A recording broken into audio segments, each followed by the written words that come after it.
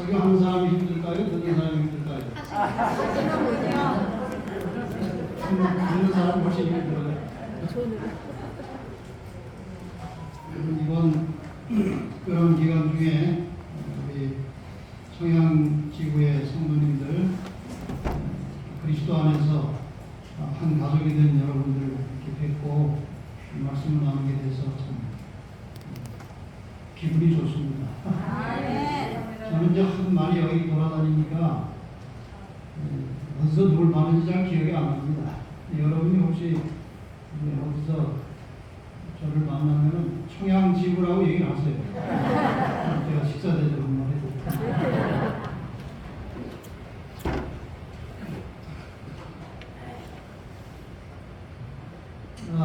제가 그동안 이제 말씀을 가르치고 성경을 연구하면서 느낀 것 중에 하나는 이것입니다. 복음, 예수를 믿고 구원받는다는 복음은 사람을 그리스도인으로 만들고, 잘 새겨서 들으셔야 됩니다. 복음은 사람을 그리스도인으로 만들고, 성경의 예언은 그리스도인을 재림 성도로 만들고, 다시 말해서 이 예언에 대한 분명한 이해가 없으면 재림교인이 안 됩니다. 그리고 재림교인이 된 것 같지만 교회를 떠날 가능성이 많아요. 예언을 제대로 모르면 재림교에 들어왔다가도 교회를 떠날 가능성이 많습니다. 그래서 성경 예언은 그리스도인을 재림 성도로 만듭니다. 그 다음에 예언의 신의 말씀은 재림 성도를 천국 시민으로 만듭니다. 다시 말해서 재림교인이 됐다고 끝난 것이 아니고, 이 성경의 말씀의 원칙을 기준으로 그리스도인들이 어떻게 살아야 될지를 구체적으로 상세하게 가르쳐주는 그 참고서가 예언의신입니다. 그래서 예언의신을 통해서 성경을 좀 더 분명하게 명확하게 이해하고, 그 다음에 거기에 말씀을 순종하고 훈련함으로써 우리는 천국에 살 수 있는 시민으로 만들어져 가는 거예요. 그래서 그런 것을 염두에 두고 우리가 예언을 공부하는 것인데, 제가 목회 처음 나와서 예언을 가르칠 때는 이 예언들이 앞으로 이렇게 성취될 것이다 하고 이제 해석을 했는데, 지금은 이렇게 성취되고 있습니다. 그렇게 해석을 할 수밖에 없는 시대가 됐어요. 그러니까 여러분들은 그렇게까지 깊이 연구를 안 하셔도 괜찮으니까 깊이는 잘 모르시겠지만, 저는 이제 연구를 깊이 해야 되니까 이 세상 돌아가는 것들을 여러 매체를 통해서 상당히 샅샅이 상세하게 이제 공부를 하는데, 다른 사람들과 우리가 다른 점은 이 재림 성도들은 앞으로 어떻게 될 것을 예언을 통해서 흐름을 알고 있어요. 그렇기 때문에 지금 현재 일어나는 일이 음모론인지 음모인지 분별을 할 수 있는 것입니다. 많은 사람들이 요즘 세상에 일어나는 일들을 음모론이라고 말하는데 음모론이 아니에요. 실제로 이 마지막 때에 계시록 13장에 예언된 말씀을 성취해 나가는 과정에서 그렇게 돼가고 있는 것입니다. 많은 사람들이 오해하고 있어요. 그래서 오늘 이 시간에는 우리 재림 성도들이 모이셨기 때문에 이 종말에 지금 진행되고 있는 여러 가지 우리의 현실 속에서 생생하게 벌어지고 있는 이 종말적인 사건들과 이것이 앞으로 어떻게 진행될 것인지, 이런 주제들을 좀 다루려고 합니다.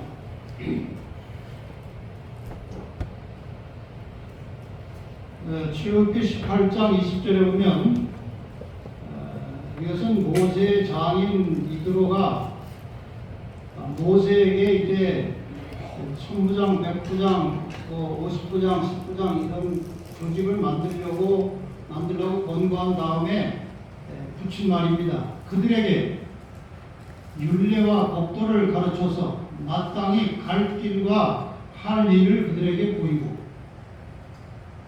여기에 지도자들이 할 일이 무엇인가? 갈 길과 할 일을 가르쳐 주라는 것입니다. 갈 길을 보여주고 할 일을 가르쳐 주라는 것이죠.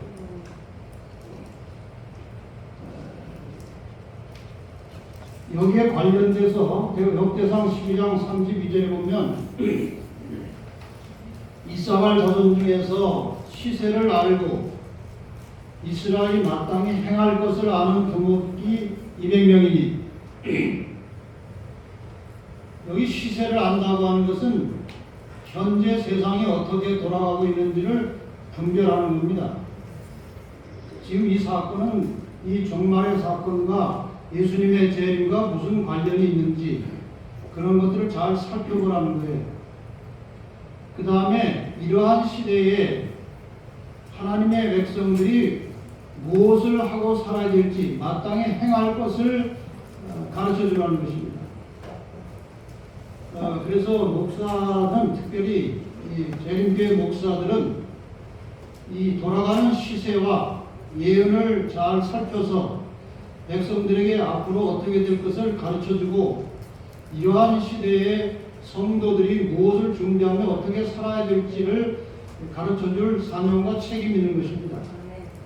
그래서 지금 저는 상당히 어떤 면에서 두렵고 떨리는 마음으로 말씀을 전하고 있습니다. 제가 교인들에게 제가 있는 진리풀 교인들에게 그 말을 이런 질문했어요. 여러분 제가 앞에서 설교를 할 때 제가 하는 말씀을 다 믿으십니까? 네 그래요. 그래서 제가 뭘 보고 믿으십니까? 여러분도 지금 제가 말하는 걸 믿으십니까? 네. 뭘 보고 믿으십니까?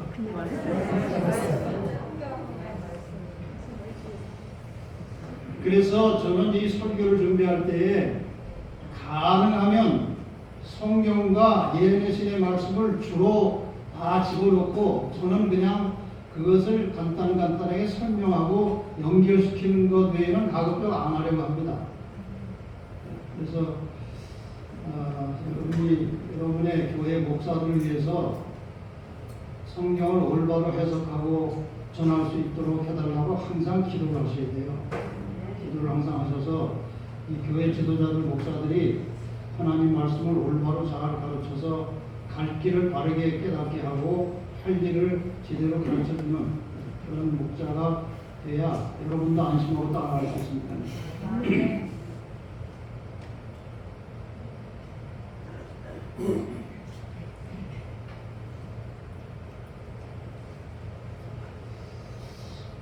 제가 이 오후 시간에 특별히 여러분들에게 좀 소개하려고 하는 주제는 그레이트 리셋이라고 하는 것입니다. 이걸 제가 이제 한번 설교 시간에 한 적이 있는데 많은 사람이 이걸 잘 모르고 있고 또 들어도 잘 이해가 안 됩니다. 그래서 어떤 사람은 이걸 10번을 들었다고 그래요. 아마 영상으로 보면 10번 들어야 되겠지만 직접 들으면 한 번이면 이해할 수 있어요. 잘 이해하시길 바랍니다. 그레이트 리셋 누가 지배하느냐? 자, 여기 지구가 있습니다. 이 지구의 주인이 누군가? 누가 이 지구의 소유권을 가지고 있느냐? 원래 이 소유권은 하나님께 있습니다. 왜? 하나님이 창조하셨으니까요. 그런데 이거를 누가 관리를 했느냐? 하나님께서 창조하신 다음에 아담과 하와에게 관리하라고 맡겼어요. 관리. 너는 이 모든 것을 다스려라. 하셨죠? 다스리라는 것은 관리하라는 거예요. 관리. 주인은 나다. 너는 관리해라. 그거예요. 그래서 이 최초의 관리권은 아담과 하와가 가지고 있었습니다.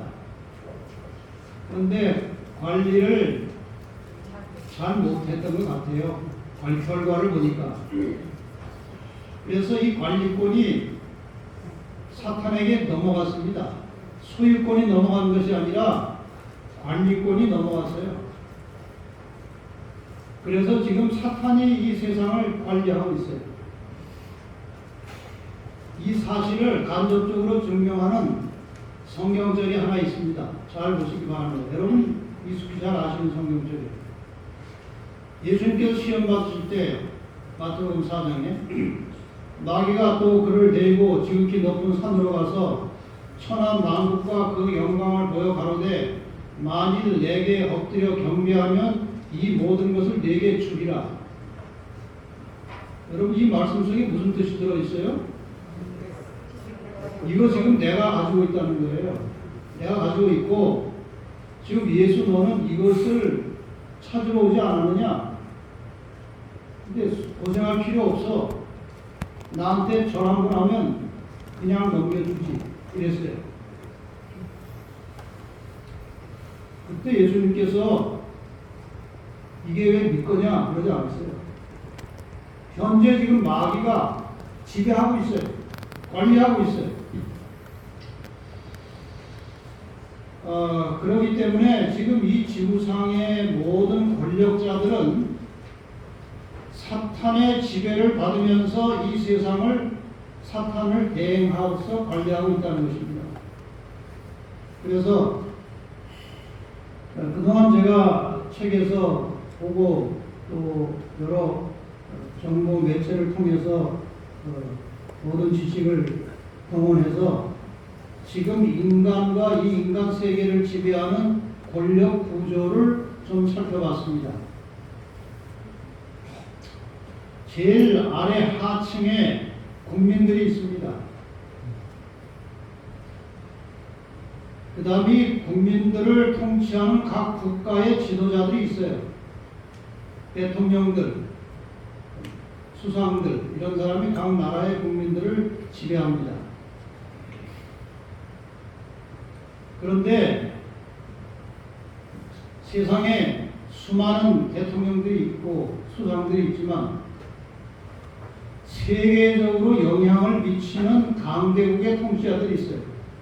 예를 들면 미국 대통령, 중국, 러시아, 영국 이런 큰 나라의 대통령들이 이 각 나라의 대통령들에게 영향을 미칩니다.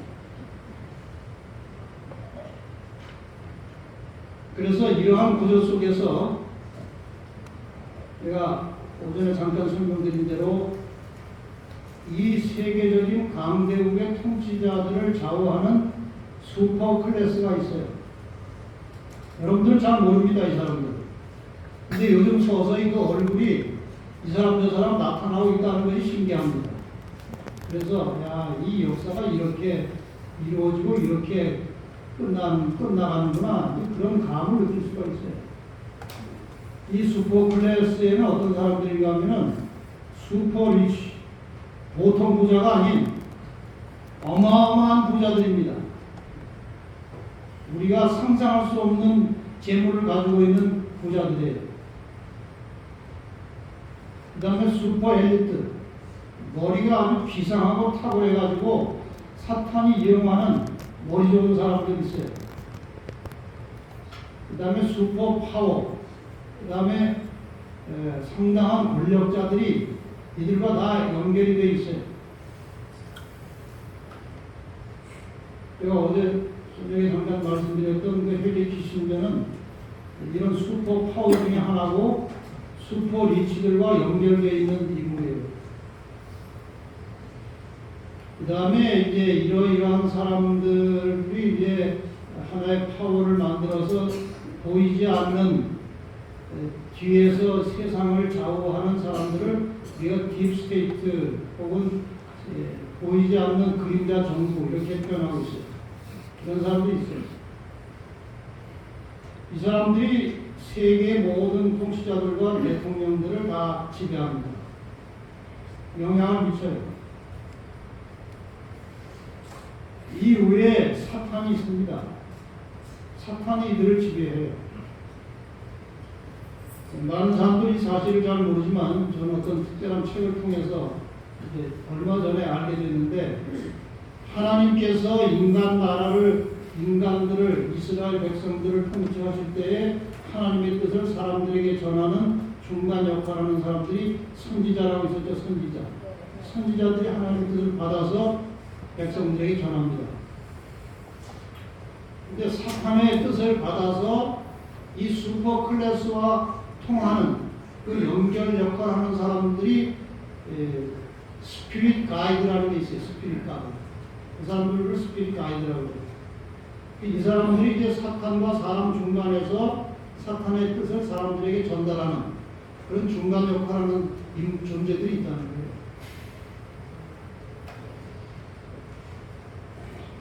그 외에 누가 계십니까? 우주를 통치하시는 하나님, 인류를 구원하시기 위해서 일하시는 하나님이 계십니다.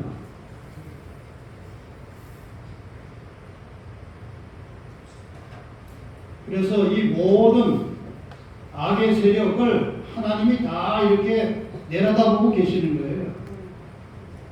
그러다가 하나님이 인간을 구원하시는 구속 사역에 치명적인 문제가 발생할 때가 되면 하나님이 딱 개입을 하십니다. 그건 아니다 하고 개입을 하셔요.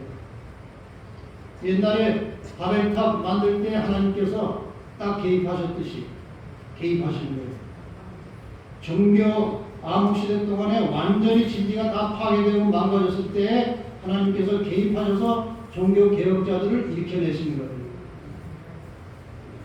역사의 마지막에 이 교회들이 죄기능을 발휘하지 못하고 하나님의 율법이 거의 무시되고 안식일이 다 없어지고 이러한 위험한 시대에 하나님께서 개입하셔서 남은 자손을 불러내신 것입니다.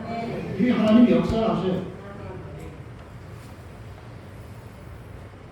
그래서 여기다가 한 가지를 사탄 위에 또 하나의 계급이 있는데 예언을 가진 남은 자손들은 사탄과 그의 전략들을 다 알고 있어요. 우리가 정말 성령의 지배를 받고 하나님의 인도를 따라서 예언을 잘 이해하고 있으면 사탄보다 위에 있는 것입니다. 그래서 사탄이 재림교인들을 아주 싫어합니다. 아주 싫어해요. 실제로 사탄의 세계에 들어가서 사탄을 숭배하다가 극적으로 탈출해서 재림교인이 된 사람이 있어요. 캐나다 사람 로저 모너라는 사람이에요.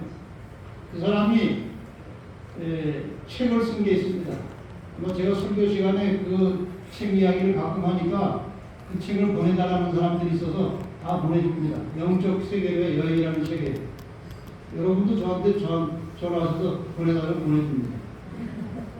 그 책에 보면 이 사람이 이제 사탄 세계에서 사탄을 숭배하는 예배를 드리다가 빠져나와서 책을 썼는데 그 책에 보면요.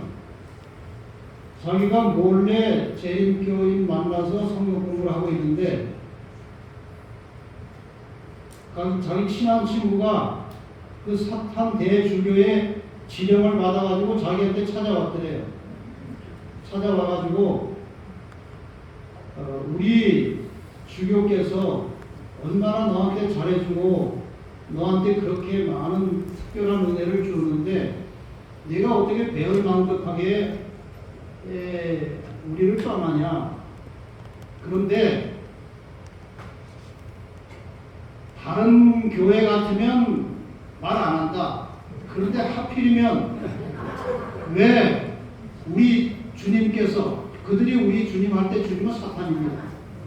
우리 주님이 가장 싫어하는 안식일 교회로 네가 왜 가느냐. 그러더라고요. 실제로 그 사탄의 세계를 경험한 그 사람이 그것은 뭐예요? 이거 농담이 아니고 그냥 소설이 아니에요.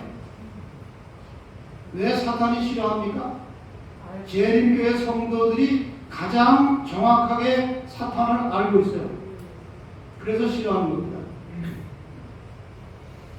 자, 이러한 배경을 가지고 지금 사탄이 이 슈퍼 클래스를 통해서 어떤 방식으로 세상을 지배하게 되는지 그것이 바로 그 계획이 그레이트 리셋이라는 것입니다. 그래서 여러분이 그레이 리셋이라는 말을 좀 지금 이 시대에 살고 있다면 이해를 하셔야 돼요. 물론 이 그레이 리셋은 영어입니다. 이 그레이시라고 하는 것은 굉장히 큰, 거대한, 위대한 그런 의미를 가지고 있어요. 리셋이라고 하는 말은 재설정, 다시 설정한다. 그러니까 기계가 막 이렇게 흐트러졌을 때 그것을 리셋한다고 그래요. 다시 설정하는 거예요. 다시 처음부터 이제 초기화시켜서 다시 놓기, 그런 것입니다. 이게 리셋이에요. 근데 지금 세계적으로 일어나고 있는 리셋의 상황은 그냥 재설정 정도가 아니고, 이 말을 현실에 맞춰서 우리가 번역하면은 거대한 격변이에요. 격변. 이렇게 이제 계획을 짜고 있어요. 설명하면 이런 것입니다. 전 세계가 신종 코로나 바이러스 감염증을 대응하는 과정에서 경험한 변화, 우리는 이 코로나19를 통해서 수많은 새로운 변화를 경험했어요. 이것을 계획하고 조작한 사람들의 판단으로는, 야, 이거 가지면 얼마든지 세상을 뒤집어 놓을 수 있겠구나, 그런 아이디어가 생긴 거예요. 바로 이 코로나19로 인한 이 세상의 변화에 착안해서 만들어 놓은 것이 그레이트 리셋이에요. 이 세상을 완전히 다시 시작하게 할 수 있다, 그런 걸 아이디어를 얻은 거예요. 변화를 바탕으로 경제 사회 기반을 새롭게 바꾸자는 아이디어다, 그렇게 되어 있습니다.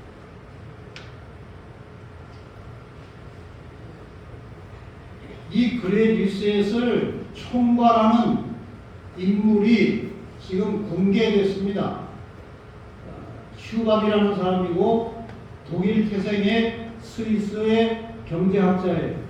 이 사람이 지금 이 세계적으로 그레이트 리셋을 주도하고 주관하고 있어요.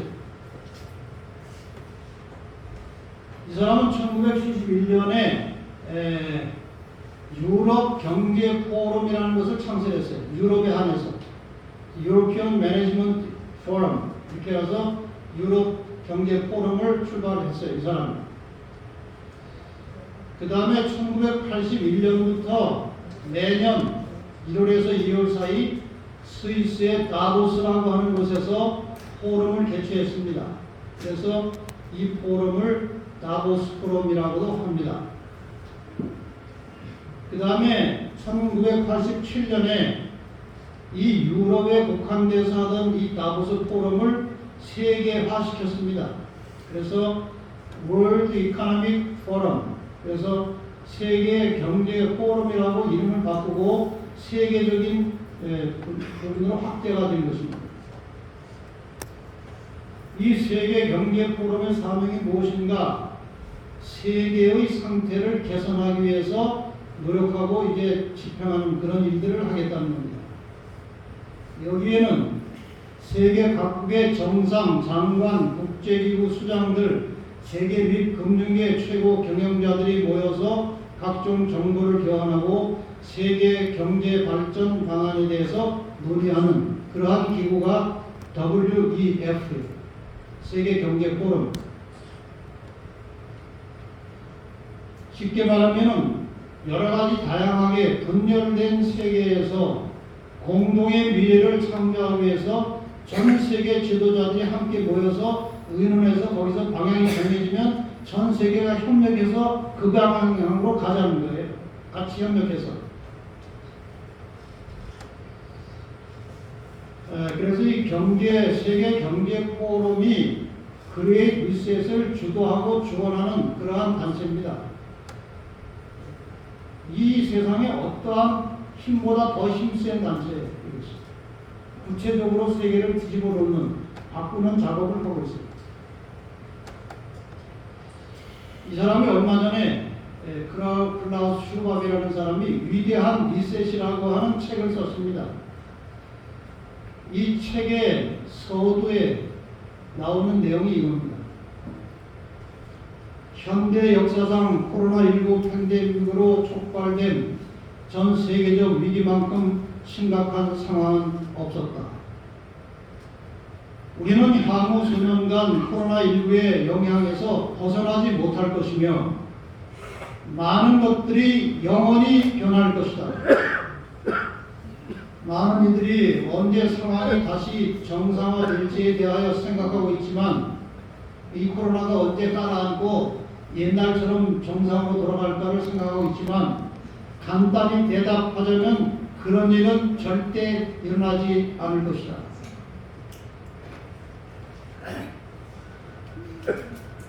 열흘 전에 대통령 선거할 때 어떤 후보가 이런 말을 했습니다. 우리는 그 말을 기억하고 있어요. 우리는 앞으로 이전에 경험해 보지 못한 세상에 살게 될 것이다. 그 말의 의미를 우리는 이제야 깨닫게 되는 것입니다. 왜냐하면 세계급의 지도자들은 이러한 계획을 다 알고 있는 거예요, 미리. 그리고 거기에 동조하고 협조한 것입니다. 절대로 옛날처럼 돌아가지 않는다는 거예요. 바로 2020년 초까지 이 코로나 팬데믹 2020년 초에 시작됐죠. 초까지 우리가 알고 있던 세상은 팬데믹의 맥락 속에서 용해되어 더 이상 존재하지 않는다는 것이다. 이전 같은 세상은 다시 오지 않는다는 거예요. 그러니까 이 말은 이 마지막 예수 그리스도의 재림을 향해서 신속하게 세상 역사가 움직여가고 있다는 뜻과 거의 같은 겁니다. 그래서 무슨 말이 또 생겨나는가 하면 뉴노멀이라는 말이 생겨났습니다. 정상, 새로운 정상. 그러니까 예를 들면 옛날에는 마스크를 안 쓰는 게 정상이었습니다. 맞습니까? 지금은 마스크를 쓰는 게 정상이에요. 이게 바로 뉴노멀입니다. 옛날에는 전혀 정상적이 아닌 것이 정상이 되어버린 것입니다. 세상이 달라졌다는 거예요.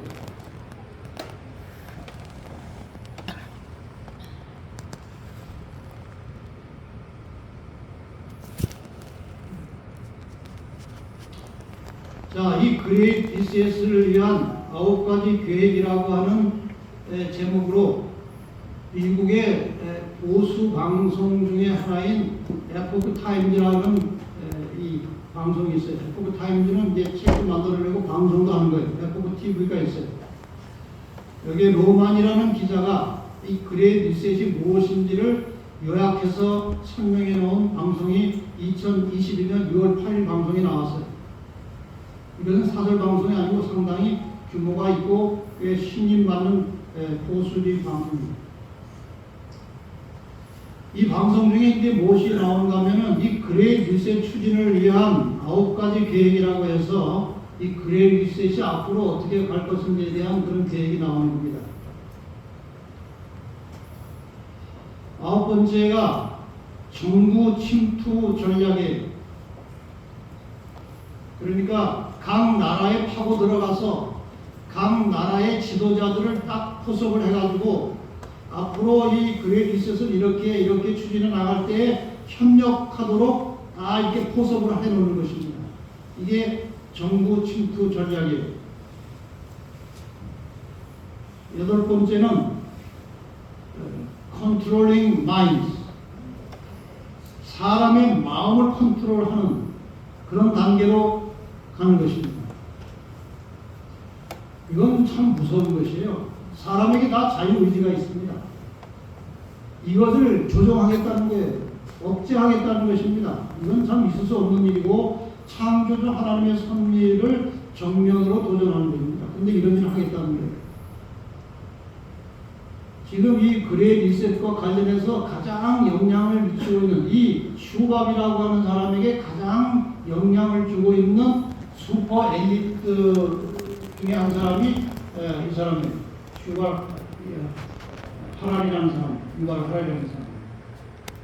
이 사람은 지금 최고의 지성으로 이제 사람들이 생각하고 있는데 이 사람이 강의 중에 무슨 말을 했냐면은 내 자유의지라는 것은 끝났습니다. Free will is over. 이거는 이제 여러분이 생각하는 대로 선택해서 사는 세상이 아니고 시키는 대로 살아야 된다 그 말이에요. 그런 세상이 왔다는 것입니다. 그 다음에 무슨 말까지 했는가 하면은 오늘날 우리는 대규모로 인간을 해킹하는 기술을 가지고 있습니다. 인간을 해킹한다는 게 뭔지 아십니까? 예를 들어 제가 이제 인터넷을 하고 있는데 이 해킹하는 사람들이 어떤 기술을 가지고 있는가 하면은 제 인터넷에 들어와가지고 제 인터넷 속에 있는 자료들을 자기 마음대로 보고 뒤집어 놓고 엎어놓고 폐기시키고 하는 거예요, 그 사람들이. 그래서 해킹이라고 합니다. 그런데 지금 이 사람이 이제 이 세계 최고의 지성입니다, 이 사람. 거의. 무슨 걸 가지고 있다고요?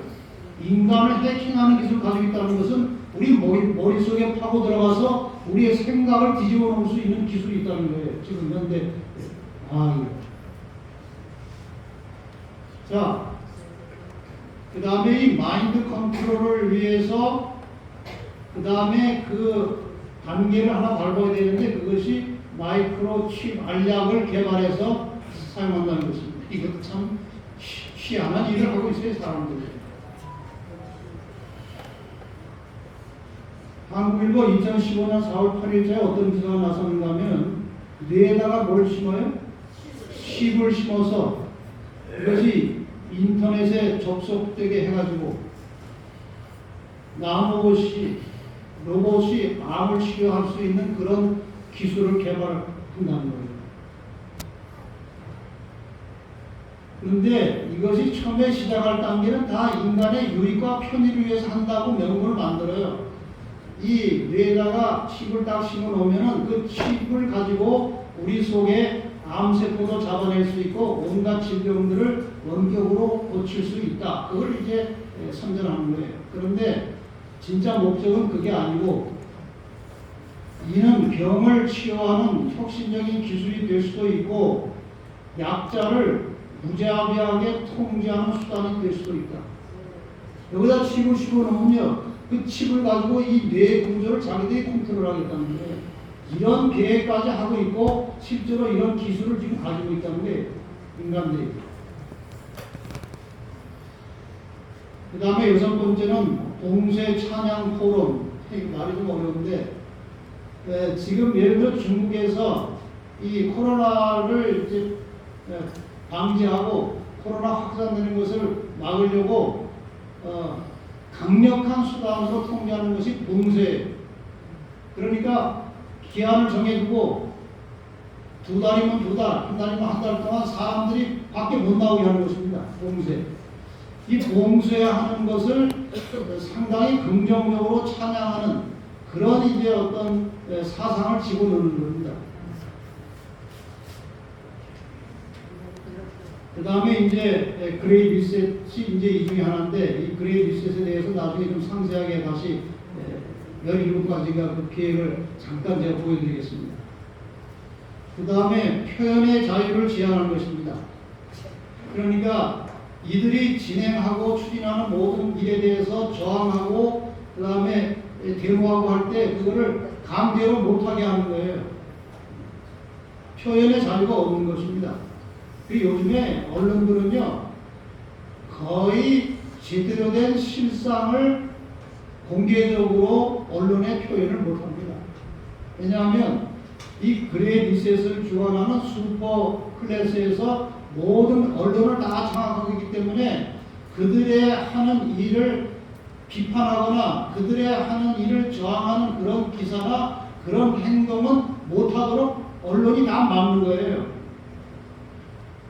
그래서 이 백신이나 여러 가지 이 지금 현재 일어나고 있는 것에 대해서 누가 아주 깊이 파헤쳐서 폭로하는 그런 유튜브 방송이나 그런 기사가 나가면 삭제되는 거예요. 폭파된다고 그래요. 폭파된다고. 그래서 그 방송하는 사람들이 백신이라는 말이 나오면 감시 대상이 돼가지고 지워질 수 있으니까 흰 고무신이라고. 그게 요즘 세상에 백신을 흰 고무신이라고 해야 검사에 안 걸리는 거예요. 기계가 백신자랑 가려냈는데 흰 고무신하면 모르거든요. 이렇게 표현의 자유가 지금 서서히 없어지고 있고 조만간 제가 이 교황부를 향해서 하나님을 대적하는 마지막 그 사탄의 세력이라고 하는 이런 말도 아마 더 이상 못할 때가 조만간 올 것입니다. 그래서 지금 그런 것들이 나왔을 때에도 이 기별을 들을 수 있도록 하기 위해서 만들어서 지금 보급하는 것이 라디오예요. 말씀 라디오. 라디오는 그 사람들이 못합니다. 라디오다가 지금 이걸 다 담아놓고 지금 보급을 하고 있는데 앞으로 이제 새로 나오는 것도 전부 다 라디오에 담아가지고 이제 일반 유튜브나 이런 데서 못하게 될 때에 라디오라도 들을 수 있도록 지금 생각을 하고 있어요. 그 다음에 이제 옷을 추적한다는 게 또 있어요. 이 계획 중 하나. 이건 참 이상한 일이죠. 왜냐, 옷에다가 어느 구석에다가 옷 생산하는 사람들이 칩을 하나 집어넣어가지고 그 옷을 입으면은 어디를 가든지 다 추적이 되는 거예요. 옷을 추적하는 게 옷을. 이런 생각까지 하고 또 실제로 여러 의류 회사들이 여기에 동조해서 옷에다가 칩을 심는 일을 곧 할 거라는 그런 얘기예요. 여러분이 옷을 사면은 어느 옷에 그거 들어있는지 물론 모릅니다. 앞으로 지금 있는 옷 가지고 충분히 살 수 있으니까 이렇게 사세요. 얘네들 갖다 많이 사줘요. 근데 이 두 번째는 아마 상당히 중요하고 심각한 것인지 이 기자가 이것은 말할 수 없다고 그래요. 그 다음에 첫 번째 1번이 무엇인가 하면 무소유 행복이라는 것인데 이게 참 심각한 것입니다. 이 세상 사람들을 다 가난뱅이로 만들어서 빈털터리로 만들어서 나라가 주는 보조금 가지고 살도록 하는 거예요. 그런데 이 홍보, 광고하는 이 무소의 행복에 대해서 광고하는데 뭐 다 잃어버린 빈털터리가 행복하게 웃는 그림이 나오죠. 이게 무소의 행복의 새로운 시대. 그러니까 앞으로 극소수의 지도 계급 외에는 전부 다 이제 가난하게 돼서 국가가 주는 보조금 가지고 생존할 수 있도록 하자는 것이 미래 계획입니다. 자, 그런데 제가 누차 드리는 말씀은 이것은 인간의 계획이고 하나님이 어디까지 허락하실지는 아무도 몰라요. 이건 인간의 계획입니다. 그래서 여기 5번에 그레이 리셋이라는 게 있죠. 그레이 리셋이라고 하는 데 있어서 구체적으로 이것을 실현하는 방법으로 제안된 2030 어젠다라는 게 있어요. 이것이 70조 유엔 총회에서 2015년에 결의된 것인데 이 내용은 전부 다 그럴듯합니다. 빈곤 종식, 기아 해결, 건강복지, 양질의 교육, 성평등, 깨끗한 물과 위생, 깨끗한 에너지, 일자리와 경제 성장, 산업혁신과 인프라, 불평등 해소, 도시 공동체 건설, 지속적인 소비 생산, 기후변화 대응, 해양 생태계 보존, 육상 생태계 보존, 평화 정의, 강력한 제도, 글로벌 파트너십 모두가 다 보통 사람들이 들으면 세상을 좋게 만드는 표현처럼 들리지만 이 속에 그들의 음모가 다 들어있는 것입니다.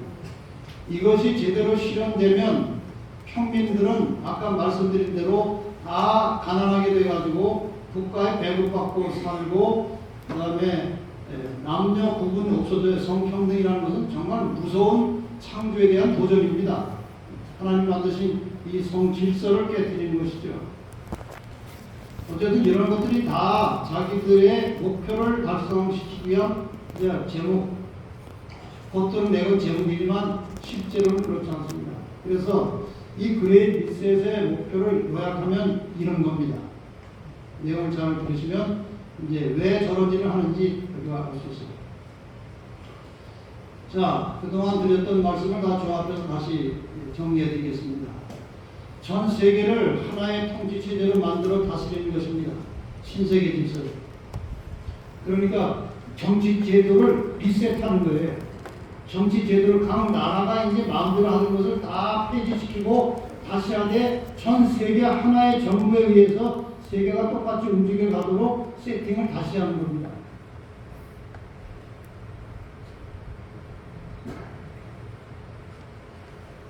이렇게 기후변화를 명분으로 해서 이 기후를 변화시키는 탄소를 가지고 트집을 잡아가지고 지금 세상이 난립니다. 탄소세, 탄소 하고 있는데 왜 이렇게 하는지 아십니까? 지금 기후변화의 주범을 탄소라고 합니다. 탄소 제로라고 하는 제목으로 지금 활동이 많이 벌어지고 있어요. 여러분, 탄소가 기후변화를 주는 영향만이 아니라 탄소가 없어지면요 식물이 자랄 수가 없어요. 식물은 탄소 동화작용으로 생육하는 것입니다. 탄소를 들여 마셔야 산소가 나와요. 그것이 식물의 탄소 동화작용입니다. 그런데 이렇게 탄소를 가지고 하는 것은 뭔가 이걸 가지고 이제 트집을 잡으려고 하는데, 그래서 이 기후 문제를 가지고 탄소 중립 정책으로 심지어는 개인이 발생시키는 탄소까지 간섭을 하겠다는 겁니다. 궁극적으로는. 그래서 어떤 사람이 자가용을 타고 어디까지 갔다 그러면은 탄소가 발생한 거예요. 세금 내야 돼요. 어떤 사람이 버스를 타고 가는데 그 버스도 탄소가 나오는 것입니다. 이렇게 해서 한 개인의 모든 사생활을 감시를 하겠다는 거예요. 왜? 이 탄소 때문에 기후가 이상하게 되니까 이 기후를 정상화시키려면 그런 걸 다 간섭하겠다는 거예요. 이런 방식으로 지금 움직이고 있어요. 그래서 마침내 개인의 사생활, 심지어는 아까 말씀드린 대로 생각까지도 감시하는 시스템을 만들겠다. 감시 체제로 들어가는 거예요. 그 다음에 개인의 질병 치료와 건강 유지를 명분으로 해서 사람의 몸을 간섭하는 거예요. 지금 이미 코로나19는 인간의 몸을 간섭하는 제도에 들어간 것입니다. 여기다가 백신을 자꾸 맞으라고 하잖아요. 이게 자기 몸인데 외부에서 들어오는 약품을 거부할 수 있는 거예요. 자유가 있는 거예요. 그런데 전염병을 예방해야 되니까 네가 병 걸리면 다른 사람의 피해를 보니까 주사를 맞으라는 거예요. 아무 효과도 없는 주사를 맞으라는 겁니다.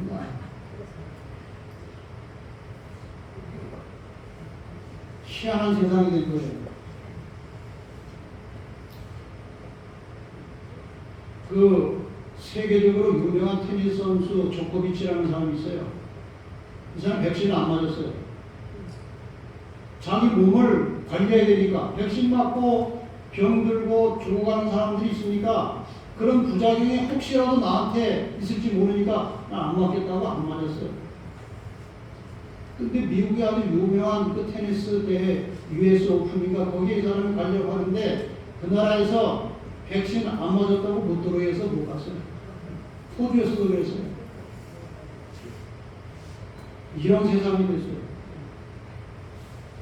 그 다음에 자유, 언어 표현, 집회 자유, 신체 자유 등을 억압해서 국가의 절대 복종하게 만드는 것입니다.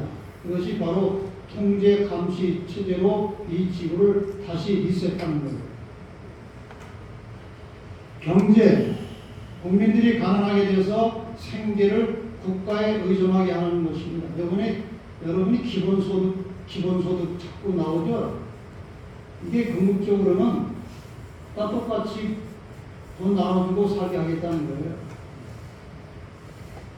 부채, 국가나 개인을 철저하게 채무자로 만들어 노예화 작업을 진행하는 것인데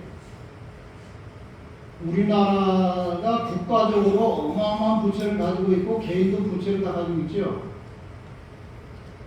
여러분 혹시 부채 있으면요 빨리빨리 정리하셔야 돼요.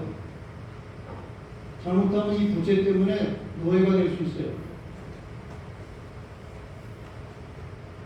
그래서 우리나라가요, 그 부자들이 이렇게 하시오 하면은 함부로 거절을 못하는 이유가 있어요. 왜? 저는 그 전에 우리나라가 뭐 부채가 뭐 수천조다. 미국도 뭐 채무 국가다.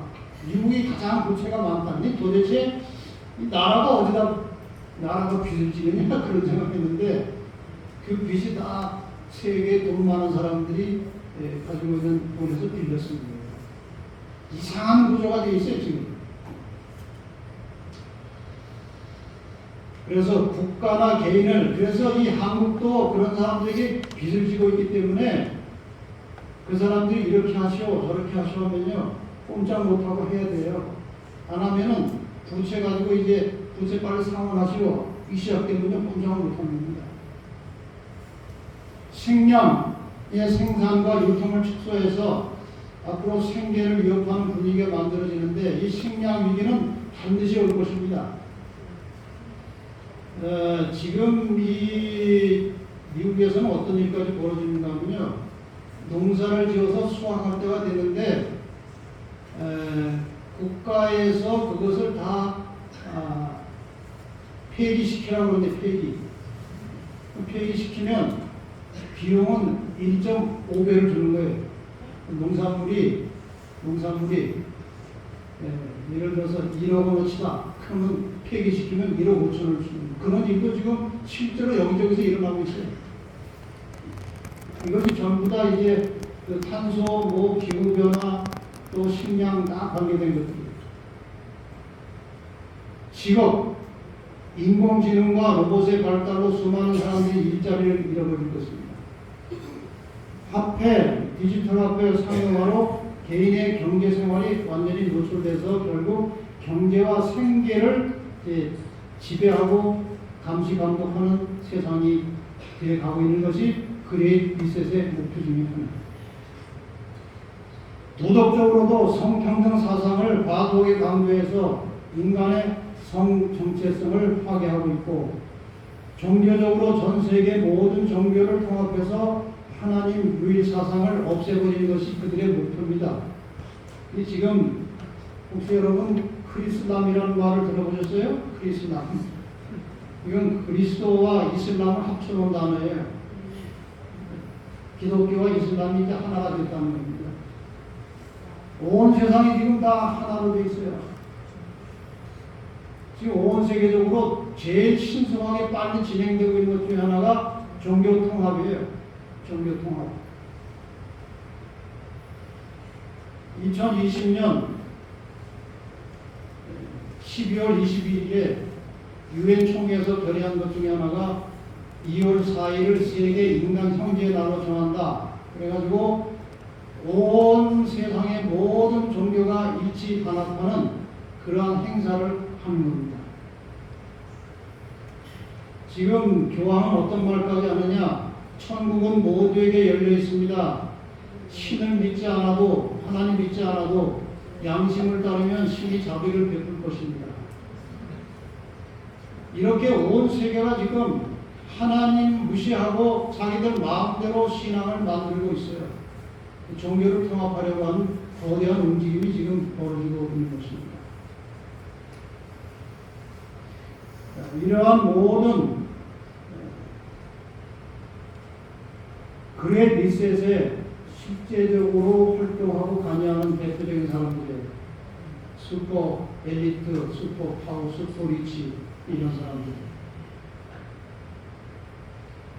여기에 사람 얼굴까지 내는 것은 상당한 부담이에요. 그러나 아주 정확한 근거를 가지고 제가 이 대표적인 사람들을 여기다가 올려놓은 것입니다. 이 두 사람이 아까 말씀드린 유발 하랄이라는 사람하고 그 수밥이라는 두 사람이 그레이트 리셋을 선도해서 주도해 나가는 두 인물이에요. 자, 그러면은 이 그레이트 리셋의 본질적인 목표가 무엇인가? 이미 설명드렸지만 실제적으로 이 문제를 다룬 유력한 인물들의 의견을 한번 종합해 보겠습니다. 2021년 1월 4일 론 폴이라는 미국 전 하원 의원이 자신의 주간 칼럼에서 이런 내용을 발표하였습니다.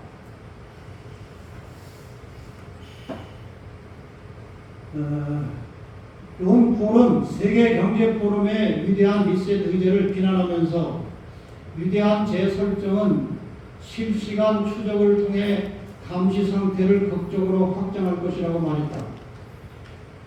이 위대한 리셋은 정부 권력을 확대하고 전 세계적으로 자유를 억압하는 것에 관한 것입니다. 위대한 리셋의 의제를 옹호하는 사람들은 이러한 디지털 감시 장치를 사회의 모든 측면을 모니터링하기 위한 도구로 사용하기를 원합니다. 그래서 결국 이것은 상품으로서의 인간, 재고로서의 시민, 제품으로서의 사람을 만드는 것입니다. 그러니까 사람을 존귀한 하나님의 형상을 닮은 고귀한 존재로 보는 것이 아니고 하나의 물건으로 보고 다스리는 거예요. 전쟁을 일으켜서 수많은 사람 죽여도 이 사람들은 아무렇지도 않은 겁니다. 이 그레이 리셋이라는 것이 이렇게 무서운 겁니다. 사람을 사람 취급하지 않는 것이고 물건 취급하는 거예요.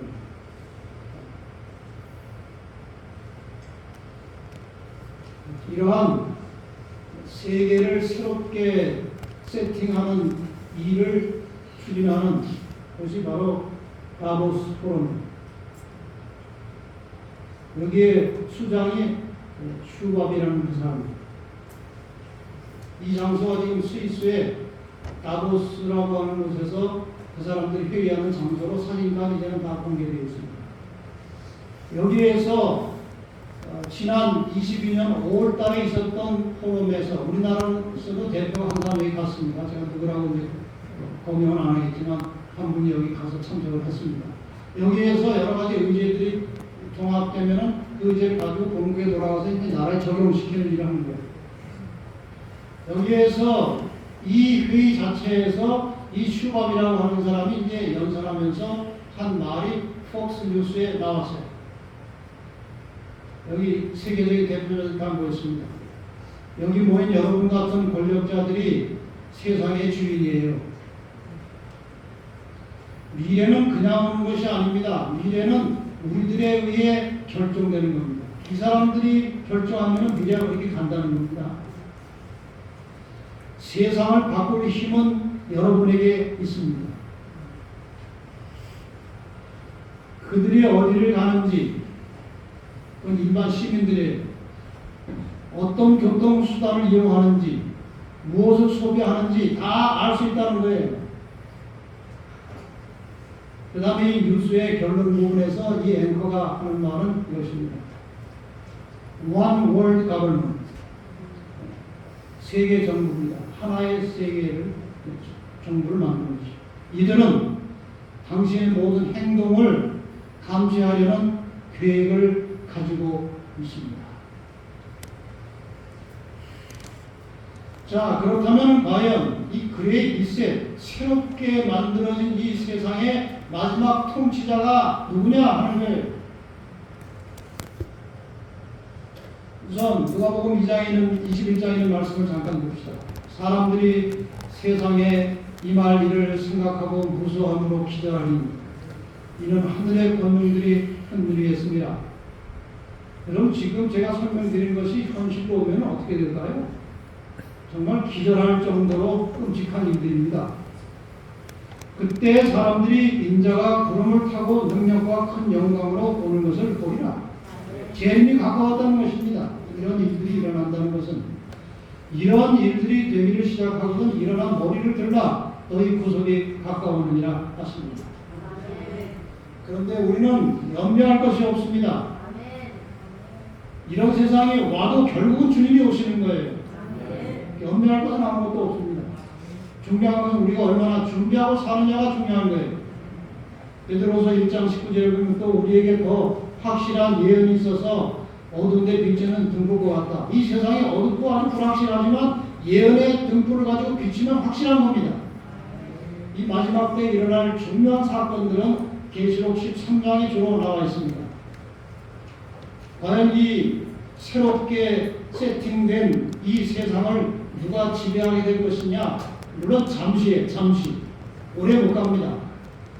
이 힘에 대해서 언급해 놓은 성경절이 계시록 13장이고 계시록 13장을 펼치면 짐승이 2마리 나옵니다.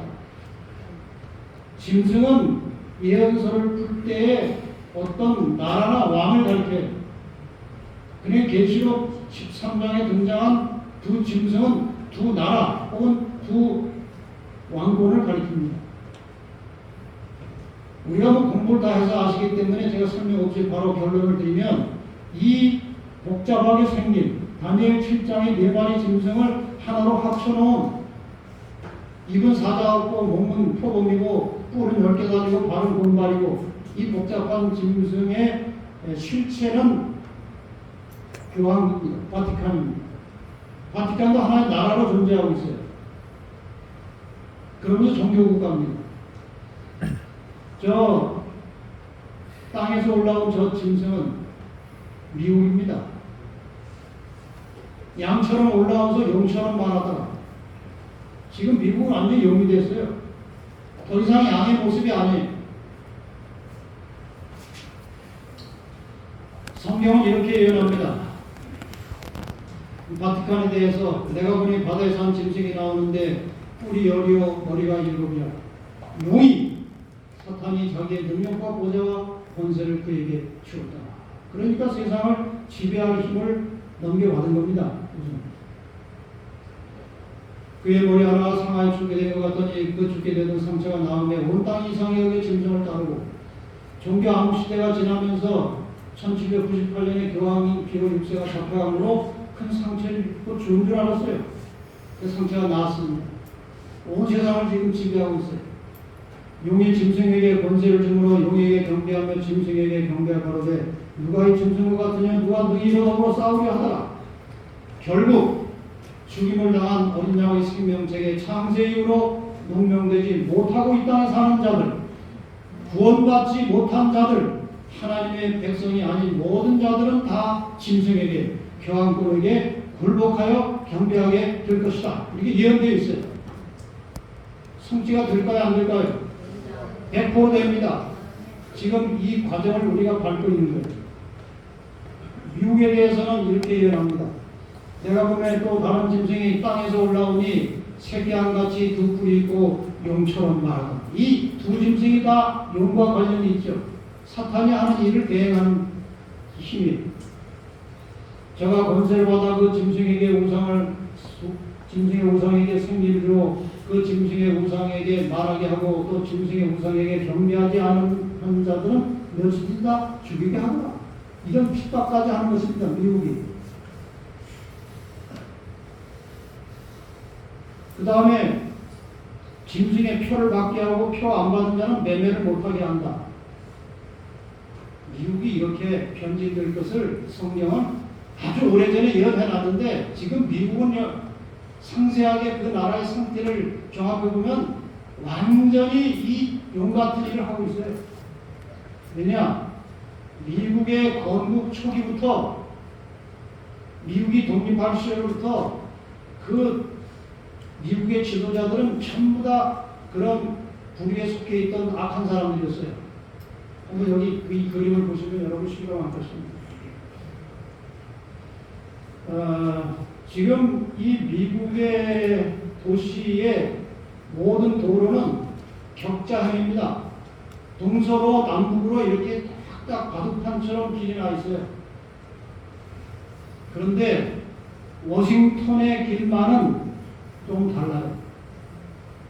워싱턴의 길은 이렇게 대각선 길이 나와 있어요. 그럼 그 대각선 길들을 다 연결해 보면은 어느 한쪽에는 이런 모양이 나와요. 워싱턴 도로에 대각선으로 된 도로들을 합쳐놓으면 이런 모양이 나오는 거예요. 한쪽에서. 이게 뭔가 하면 프리메이슨의 상징이에요. 그 다음에 또 다른 한 곳에 보면 이런 모양이 나옵니다. 도로에. 이건 항공사진에서 찍은 겁니다. 정확한 거예요. 그 색깔을 칠해놓은 거예요. 여기 육각형 별이 나오죠. 이게 이스라엘 유대인들을 상징하는 별이에요. 지금 이 세계를 지배하는 슈퍼 리치의 대부분은 유대인들입니다.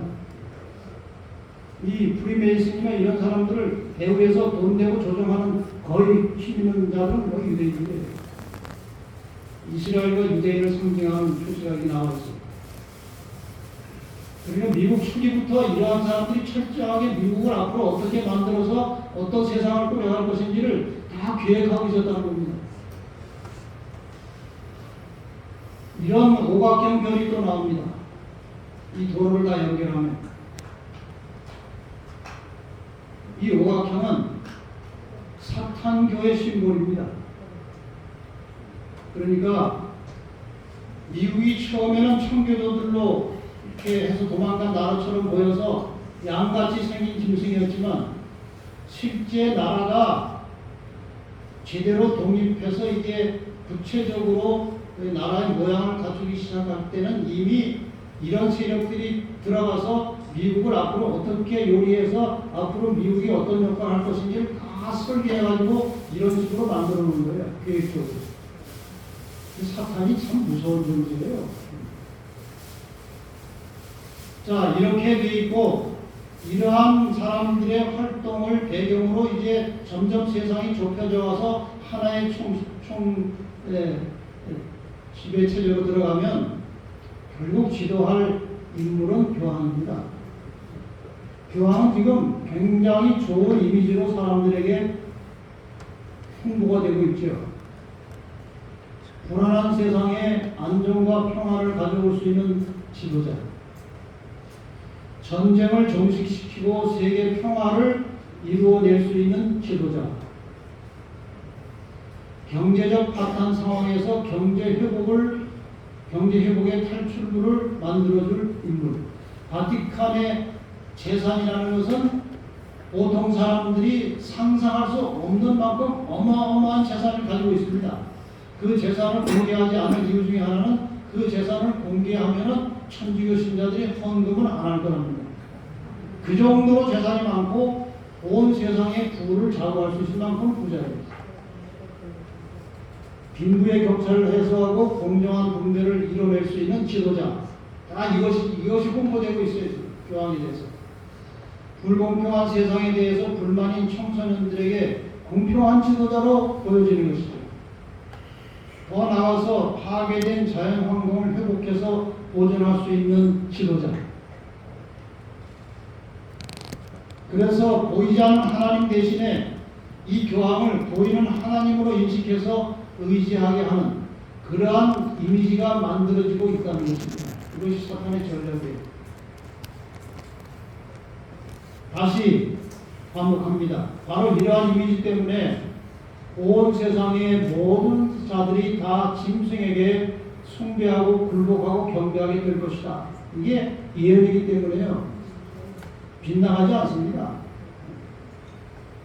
정확하게 이런 세상이 올 것입니다. 길게 가진 않겠죠. 이게 길게 가면 하나님 백성들이 살아남을 수가 없어요. 잠언 16장 9절 말씀. 사람이 마음으로 자기의 길을 계획할지라도 그 걸음을 인도하는 자는 이것입니다. 지금까지 말씀드린 것은 인간의 계획이에요. 그러나 마지막에는 하나님께서 허락하시는 만큼밖에 못합니다. 더 이상 못할 것입니다. 인간의 자유의지를 가지고 그거를 뒤집어 놓고 방해하고 하려고 하지만 하나님께서 주신 인간의 자유의지를 사탄이 마음대로 할 수 없는 겁니다. 그러니까 그러한 시도가 있을 때에 이것을 아는 재림 성도들은 아주 단단한 각오를 가지고 목숨을 걸고 이 하나님 주신 자유의지를 지켜서 양심을 지켜야 합니다. 어찌하여 열방이 분노하며 민족들이 허사를 경영하는고 하늘에 계신 자가 웃으시며 주께서 저희를 비웃으시리로다. 내가 나의 왕을 내 거룩한 시온에 세웠다. 교황이 왕처럼 보이지만 하나님께서 예수 그리스도를 왕으로 세우실 것입니다. 이렇게 해서 이제 끝나는 거예요. 이제 마지막으로 이 부분만 설명을 드리고 마치겠습니다. 그레이트 리셋인가? 그레이트 리크리에이션인가? 이 리크리에이션은 재창조예요. 리셋은 그냥 있는 것을 가지고 이렇게 저렇게 위치나 기능이나 성격을 바꾸는 것이고, 리크리에이션은 완전히 다시 만드는 겁니다. 이 사람은 재창조할 능력이 없어요. 리셋을 하지만 리크리에이션 못합니다. 그런데 이 그리스도인의 하나님이 인간을 구원하시는 모든 과정은 리셋이 아니고 리크리에이션이에요. 여기 보세요. 그런즉 누구든지 그리스도 안에 있으면 새로운 피조물이라 재창조된 것입니다. 이전 것은 지나갔으니 보라 새 것이 되었도다. 재창조로 시작됩니다. 그리스도의 삶. 그 다음에 재창조된 다음에 생활 역시 곧 하나님 아버지의 미리 하심을 따라 성령의 거룩하게 하심으로 순종함과, 그러니까 우리가 하나님 말씀 순종하는 것도 성령께서 우리의 마음을 다시 만들어줘야 순종할 수 있어요. 기도하세요. 내 성경에 아무것도 지면은 재창조해달라고 기도하세요. 성령께서 이루어 주실 것입니다.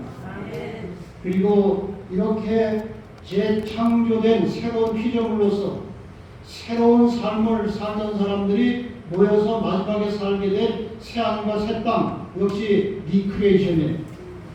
또 내가 새 하늘과 새 땅을 보니 처음 하늘과 처음 땅이 없어졌고 바다도 다시 있지 않더라. 내가 만물을 새롭게 하노라. 여기에 새롭게 한다는 것은 리크리에이션이에요. 다시 창조하는 것입니다. 그럴 수밖에 없는 이유가 있습니다. 하나님께서 천지 만물을 크리에이션, 창조하셨습니다. 그런데 지금 이 아름다운 세상이 어떻게 바뀌었어요? 정말 쓰레기더미로 바뀌었습니다. 여러분 쓰레기에 대해서 좀 한번 연구해 보세요. 이 쓰레기가요 어마어마합니다. 제가 최근에 그 다큐 드라마를 하나 봤는데 옷에 대한 쓰레기를 추적해서 옷이요 어마어마하게 많이 만들어져요. 이게 다 어디로 갑니까? 쓰레기로 가는데 이 옷 쓰레기를 수입하는 나라가 있어요. 아프리카에. 참 처참해요. 처참해. 그런 옷이 이제 다 골라내고 못 쓰는 것들은요 바다에 갖다가 버려요. 산더미 같은 옷이 바다에 다 들어갔다가 풍랑이 밀려서 어느 나라에 또 해변가로 딱 들어가. 완전히 이 세상은 쓰레기통이에요. 여러분도 쓰레기 많이 버리잖아요. 저도 가끔씩 쓰레기 버리러 이렇게 가면요 조그만 아파트 그 동에서 나온 쓰레기가 산더미 같은데, 이런 산더미 같은 쓰레기가 우리나라만 해도 얼마나 많이 나옵니까? 그게 다 어디로 갑니까? 우리 화장실에서 나오는 배설물이 다 지금 어디로 가고 있어요? 참 세상이 이대로 오래 살 수가 없어요. 바로 이렇기 때문에 이 크리에이션, 창조된 세상이 디스트럭션, 파괴되었기 때문에 하나님께서 새하늘과 새 땅으로 재창조하시는 것입니다. 그렇게 하실 수밖에 없어요. 재창조하시는 거예요. 이 그레이트 리셋의 목적은 이겁니다. 개인을 통제하고 감시해서 국가 정책에 절대 복종하게 만드는 것이고, 무신론 사상의 인간 중심 세상을 만들어서 기독교를 말살하는 거예요. 기독교 말살하는 것이 중요한 목표입니다. 이 사람들. 평범한 사람들은 노예화돼서 인격을 상실한 기계나 상품이 되게 하는 것이 그레이트 리셋의 목적이에요. 한 권력자가 세상의 주인이 되어서 모든 것을 무력으로 통치하는 것입니다. 결국 사탄이 악의 세력을 이용해서 온 세상 모든 사람을 지배하겠다는 거예요. 하나님이 오셔서 세상을 지배하시기 전에 자기가 먼저 지배하겠다는 것이 이 그레이트 리셋의 숨은 목적입니다. 그레이트 리크레이션, 재창조의 목적은 무엇이냐? 구원받은 성도들이 사랑과 공의의 하나님과 함께 영원히 살게 하는 것이 목적이에요. 모든 백성들은 자유의지를 가지고 하나님을 찬양하고 경배하게 될 것입니다. 눈물, 고통, 근심, 죽음이 없는 새로운 세상에서 행복한 삶을 살게 될 것입니다.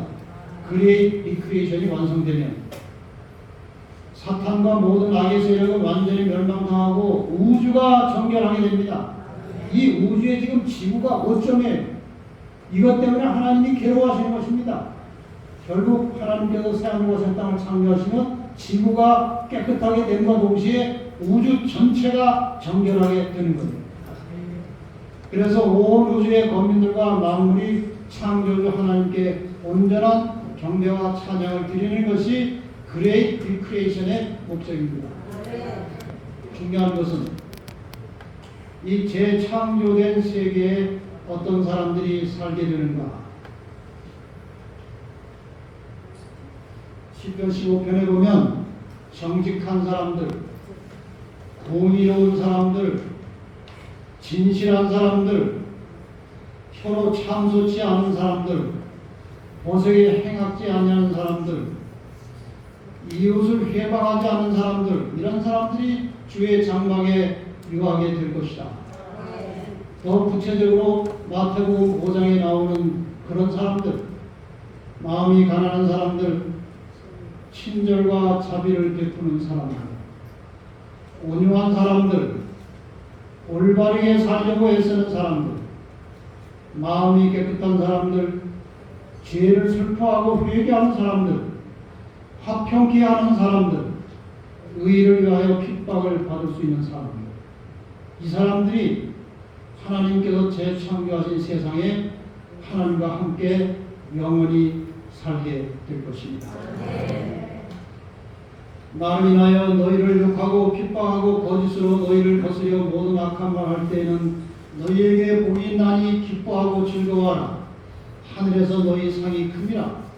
너희 전에 있던 선지자들을 이같이 핍박하였느니라. 여러분, 마지막 때 이 악의 세상이, 악의 세력이 세상을 잠시 통치할 때에 의인들은 힘들고 고통스럽고 불편하고 때로는 생명의 위협이 올 수도 있습니다. 이런 것이 올 때에 괴로워하지 말고 기뻐하고 즐거워하라고 말씀하십니다. 이것을 통과한 후에 우리의 상이 크다고 약속하셨습니다.